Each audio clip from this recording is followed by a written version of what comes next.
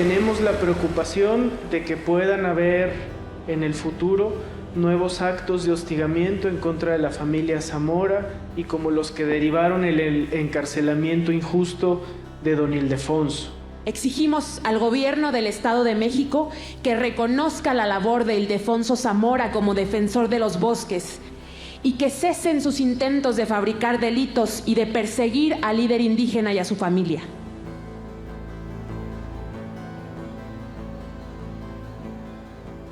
Así como nosotros hay miles en el país, hay miles en el mundo. No quiero imaginarme cuántos inocentes por defender derechos humanos, por defender el bosque, por defender el agua, por defender la tierra, cuántos más están presos o están muertos.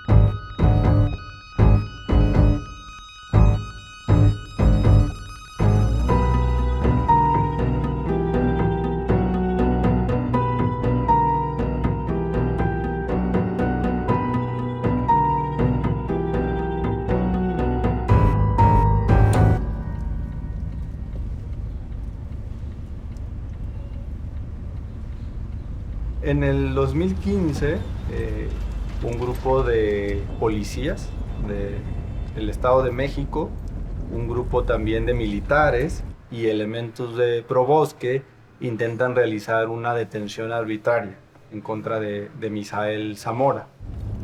Bajo el dicho de ellos, Misael estaba talando árboles, es decir, lo estaban acusando en ese momento de cometer el delito contra el cual se ha opuesto la familia Zamora desde 1998, ¿no? No soy el único de mi familia que ha pasado por esta situación. Que recordar el caso de mi papá fue lo mismo. Pues afortunadamente yo estoy siguiendo mi proceso en libertad, pero mi papá sí lo siguió en prisión.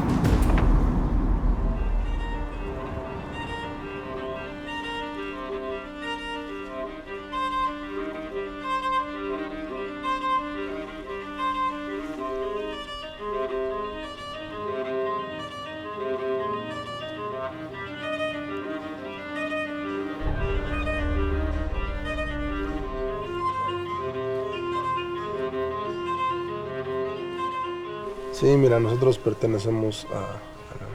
representamos una cultura indígena que se llama Tlahuica. Actualmente se le ha denominado Tlahuicas Piecajó, que significa lo que soy, lo que hablo. Estamos en peligro de extinción, por desgracia, ¿no? Pero que también lo que hemos podido hacer lo hemos hecho para seguir conservando nuestra cultura. Nuestros ancestros, y todavía hoy lo hacemos como ritual, rendimos tributo y agradecimiento a la tierra, al bosque, al agua, al viento, al sol, porque es un gusto, es una tradición aquí en el pueblo. Y esa es la mayor encomienda de nosotros los tlahuicas, es el cuidar, preservar y proteger la naturaleza. Hoy en día también es, pues por desgracia, una obligación vigilar el bosque porque hay muchos que lo depredan, ¿no? Y esa parte, pues, en ocasiones la autoridad no lo hace y lo tiene que hacer el ciudadano.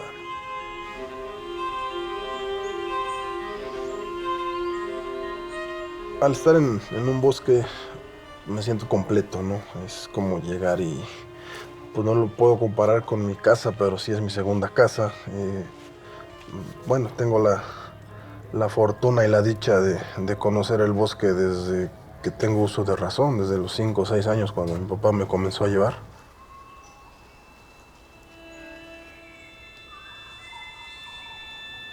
O sea, lo único que quería era enseñarnos a trabajar.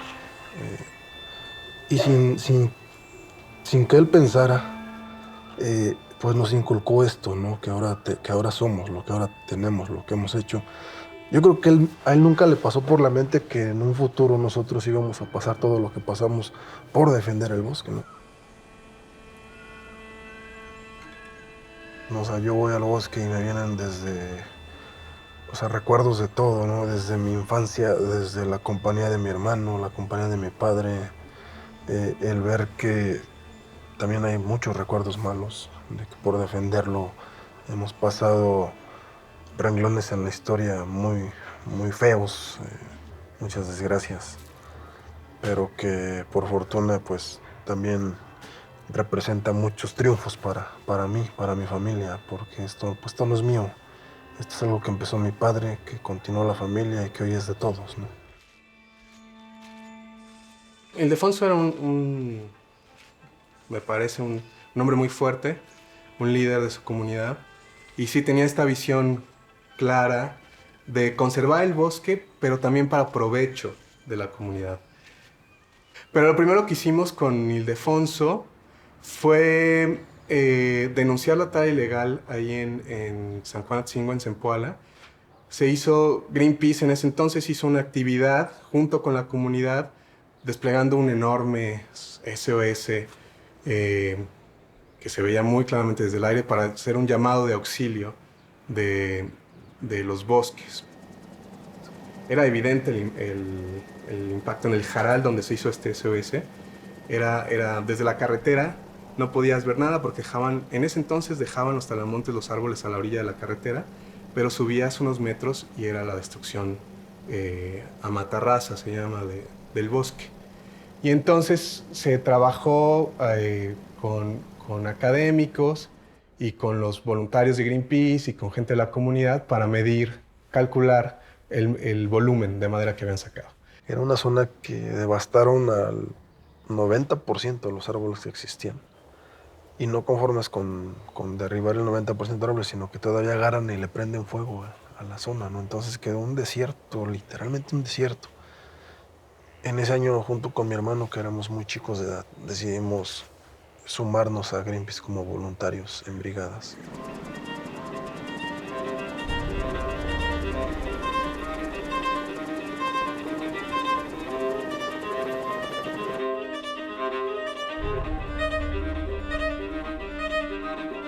Estábamos en eso cuando ocurrió el ataque y el asesinato de Aldo Zamora.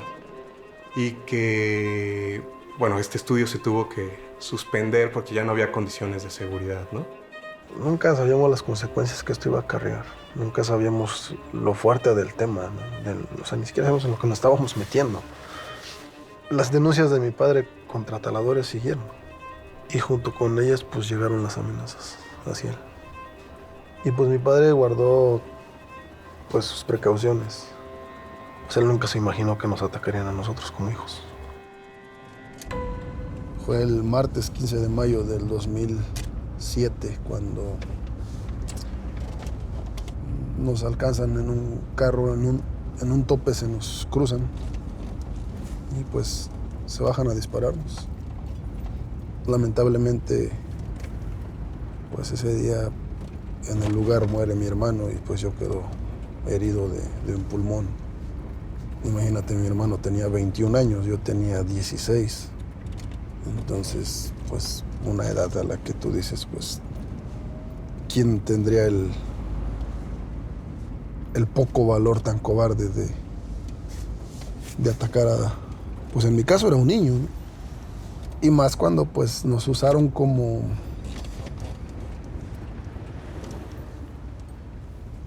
herramienta para darle un golpe a mi padre. Pensaron que lo iban a doblar, quizá a callar con eso, y pues todo lo contrario, ¿no? Es en ese momento, en realidad, cuando se enfrentan con esta situación, que Greenpeace busca el apoyo del Centro PRO para la parte legal del caso y que nosotros conocemos a la familia, en realidad ya con ese contexto encima. Y bueno, desde el primer momento muy impresionados sobre todo en ese momento, de la entereza de don Ildefonso. Y también en Misael, pues veíamos a un muchacho en ese entonces muy tocado por lo que había pasado con su hermano. Todavía estaba muy reciente el daño que recibió en el pulmón, que no es menor. Y de alguna manera verlo materializaba también la presencia de su hermano, porque cuando ocurrió el asesinato de Aldo, los dos eran muy jóvenes en realidad. Pues fue un giro de 180 grados, ¿no? Porque pues, vivir con esa incertidumbre, ¿no? De que en algún momento me los podía volver a topar, de que podían volver a atacarnos. Y también al mismo tiempo pues vivir ya con esa responsabilidad de sumarnos a los trabajos de mi padre, ¿no? Y pues es un cambio total, ¿no? O sea, se acaba el anonimato, se acaba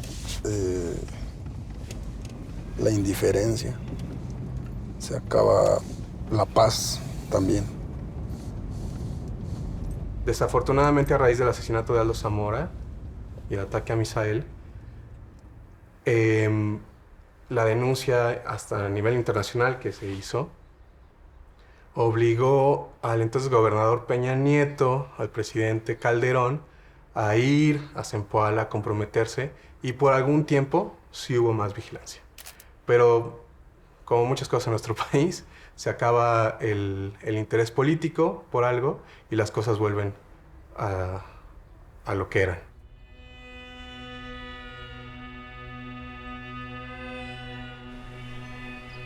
Mi padre siguió denunciando hasta 2011 el tema de mi hermano, el tema de que la muerte de mi hermano no quedara impune. Él siguió exigiendo justicia. Él nunca exigió, es más, ya ni siquiera denunciaba. O sea, él solo exigía justicia. Entonces cuando él lo hacía, pues exhibía la incapacidad de la fiscalía, ¿no? Cuando él exigía justicia, exhibía los temas de corrupción que existían en la fiscalía, particularmente en el distrito judicial al que pertenecemos, que es el de Tenancingo. Y pues con ello la consecuencia pues fue el enojo de la propia fiscalía, ¿no? El exhibirlos, el presionarlos, el ponerlos en mal ante los medios. ¿Y qué pasa? En 2012, pues ¿cómo lo callamos? Pues hay que encerrarlo, ¿no? Y de ahí viene todo, ¿no? Entonces en 2015 le fabrican una carpeta de investigación en contra de mi papá por un delito de robo con violencia a una casa habitación.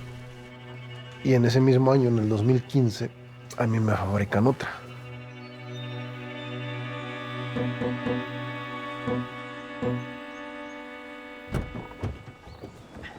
El 21 de abril del 2015, pues empieza otra historia, ¿no? Para mí. Ahora la persecución se vendría en mi contra. Ese día yo acudí a uno de los predios que tiene mi papá de plantaciones forestales, cuando me sorprenden elementos del ejército mexicano, de la Sedena y de la policía estatal. Incluso iban 3 sujetos de la dependencia Probosque. Y pues primero llega el ejército, me aborda un teniente de la Sedena y me pregunta que si yo era Misael Zamora. Pues yo le contesto que sí, no sé en qué les podía ayudar, estaba a sus órdenes. Entonces dice, no, pues ya valiste madre, ¿no? Cuando esto sucede, logro realizar una llamada al celular de mi papá. Nunca me enteré si me contestó o no, porque yo solo marco sin que ellos se dieran cuenta y guardo el celular en la bolsa. La llamada estaba en curso. Pero en ese momento llega un policía estatal y dice, sí, él es. Llega con los de Probosque. Dice, sí, él es, vámonos. Y me dijo, te lo dije y te lo advertí, me tardé, pero ya te cargó la chingada. Así tal cual, cuando da la orden que me suban a las patrullas, me suben boca abajo a golpes, me tiran. En ese momento, pues yo ya era presa de ellos.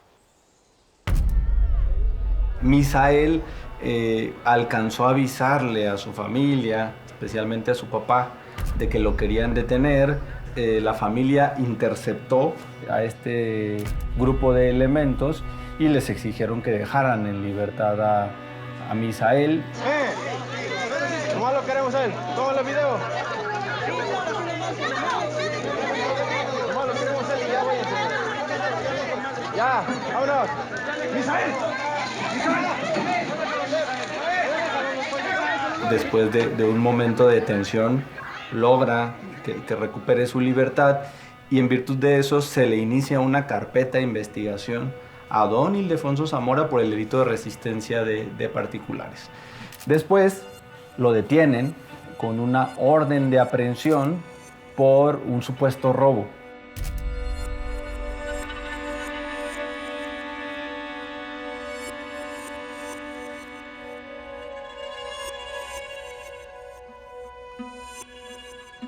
En ese momento se empieza a vivir algo que hemos visto mucho en el trabajo del Centro PRO, que es el uso del sistema penal como instrumento de venganza privada. En principio lo detienen y lo meten a la cárcel de Tenancingo, donde están detenidos los asesinos de su hijo Aldo. Es muy impresionante ver el largo arco de fallas del Estado mexicano con esta familia. Les falló porque no protegió a Aldo, quien fue asesinado muy joven sin que tuviese protección a su labor ambiental. Les falló en la protección de los bosques a San Juan Atzingo. Le falló después a Ildefonso a meterlo a la cárcel y le falla ahora a Misael teniéndolo sometido a un proceso penal injusto y sin pruebas. Generado por los mismos intereses de siempre, que son los taladores de la zona asociados a políticos regionales. Después de que ya pasa el 21 de abril y todo, había una averiguación en mi contra. El delito daños al medio ambiente porque se me sorprende talando en una zona boscosa con una motosierra en las manos, derribando un árbol. Las pruebas, testimonio de 3 policías estatales y un elemento del ejército, en que se basaban en un peritaje emitido por Probosque.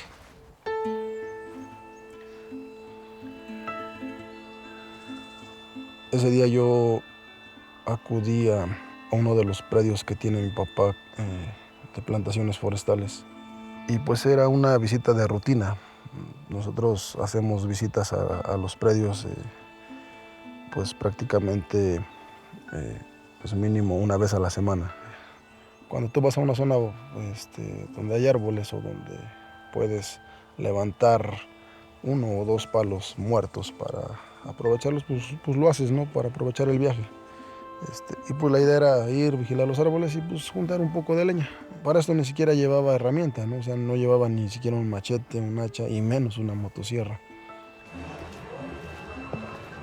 Buenos días, Misa. Hola. Buenos días. ¿Cómo estás? Bien. ¿Ustedes? Desde el Centro PRO se presentó un amparo para reclamar diferentes violaciones a derechos humanos que acontecieron en las audiencias.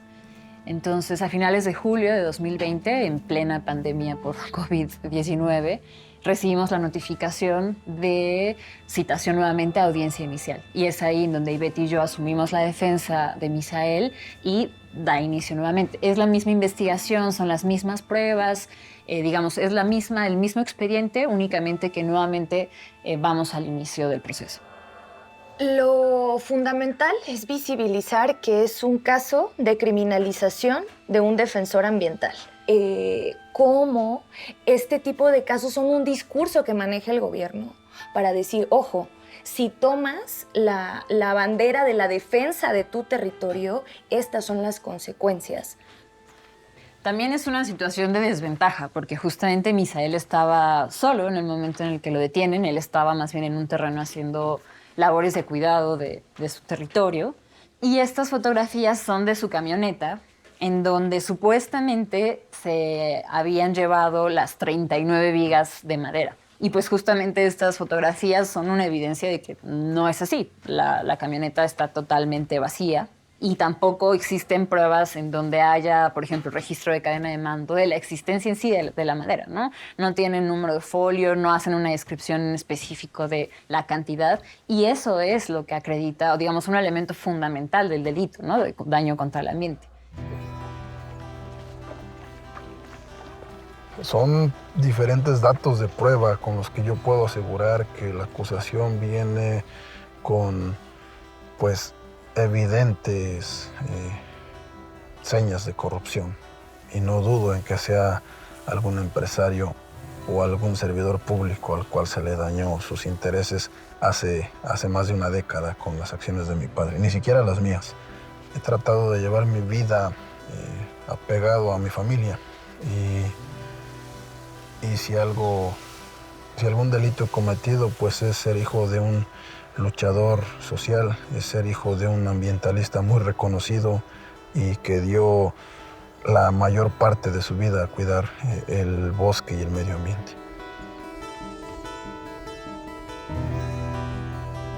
Sí, yo creo que el enfoque de corrupción ayuda a entender lo que ha pasado con los Zamora en distintas dimensiones.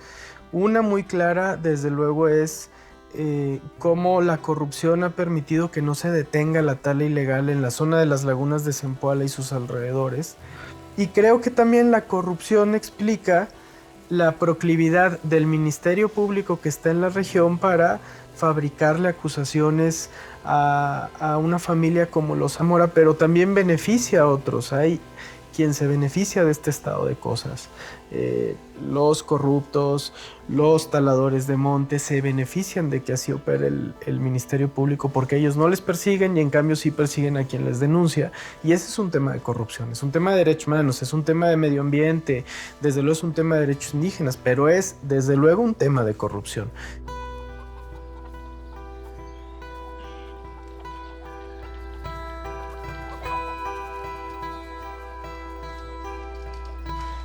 Pues es terrible. No ha mejorado desde 2007 el ataque a los Zamora. Es claro que hay una confrontación entre los ambientalistas y los intereses económicos por los recursos naturales. Es claro, cada vez más claro, y esto va a seguir empeorando. O sea, la situación ambiental no está mejorando y este conflicto se va a agudizar. Se va a agudizar. Digo, suena pesimista, pero sí soy pesimista al respecto. No parece que vaya a mejorar.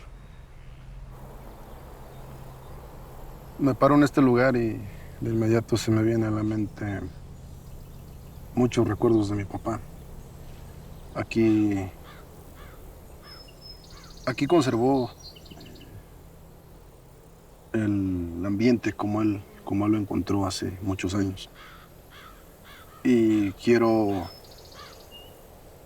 continuar con esa encomienda, con esa instrucción que él me dio en vida, porque él decía, de nada me sirve defender la tierra si cuando logre reconocerla para mis hermanos indígenas ya no va a tener bosque, pues de nada va a servir tener tierra. Entonces ese lema se me quedó muy grabado a mí y seguramente a muchos ciudadanos, a muchos vecinos de esta comunidad. Aquel que defiende el bosque defiende la vida. Aquel que defiende el agua está luchando por la vida. En consecuencia, cuando el gobierno, cuando alguna autoridad, cuando alguna empresa se enfoca en silenciar a activistas de este tipo, a encarcelarlos, a asesinarlos, a reprimirlos, está actuando en contra de la vida de toda la humanidad.